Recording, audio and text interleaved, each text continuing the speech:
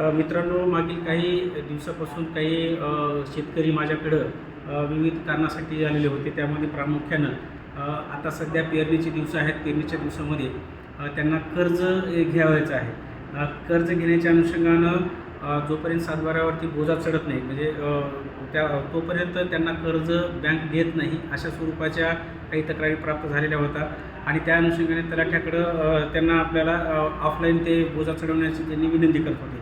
परंतु प्रकरणात आपल्याकडं तुम्हाला सांगतो की ई-हक्क प्रणाली द्वारे आपण असे जे काही छोटे मोठे कामं आहेत ते आपण डायरेक्टली सेतूमार्फत किंवा स्वतःही आपण करू शकतो. त्यामध्ये बोजा चढवणे किंवा कमी करणे, वारसफेर करणे, त्याच्यानंतर अज्ञान पालन करता कमी करणे, त्याच्यानंतर एखादी विश्वस्त आहे, ट्रस्ट आहे, त्यांची नावं अध्यक्ष वगैरे बदलली असेल तर त्यांची नावं बदल करणे, त्याच्यानंतर एकत्र कुटुंब करता कमी करणे किंवा चढवणे, त्यासोबतच नोंदणीकृत मृत्यूपत्राच्या बाबतचं काही व्यवस्थापन असेल ते करणे, मयत व्यक्तीची नावं कमी करणे किंवा इतर छोटे मोठे जे काही फेरफार आहेत त्याबाबत जी काही अर्ज करायचा आहे हे आपण ई-हक्क प्रणालीद्वारे आपण करायचं आहे.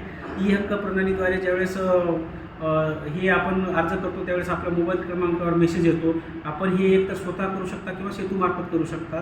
त्यानंतर ही जी काही माहिती आहे ती सर्व तलाठ्यापर्यंत जाईल आणि तलाठी सदरील जे काही तुमचा अर्ज आहे बोजा कमी करण्याचा किंवा चढवण्याचा किंवा इतर आता मी सांगितलं ते त्याविषयी खात्री करेल, नोटीस काढेल आणि तपासणी करून ते परस्पर एक तर नोटीस काढून त्याची मान्यता जर योग्य असेल तर मान्य करेल किंवा जर अयोग्य असेल तर त्याचं रिजेक्ट करेल. त्यामुळे या कारणासाठी हे जे मी आता थोड्या वेळापूर्वी कारण सांगितलेलं आहे या कारणासाठी कुठल्याही तलाठ्याकडे किंवा मंडळ अधिकाऱ्याकडे जाण्याची आवश्यकता नाही. आपण घर बसल्या बसल्या ई-हक्क प्रणालीद्वारे आपण हे काम करून घेऊ शकता.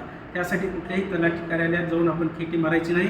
एकतर आपण सेतू ई सेवा सेतू केंद्रावरून करू शकता किंवा आपण स्वतः करू शकता. धन्यवाद.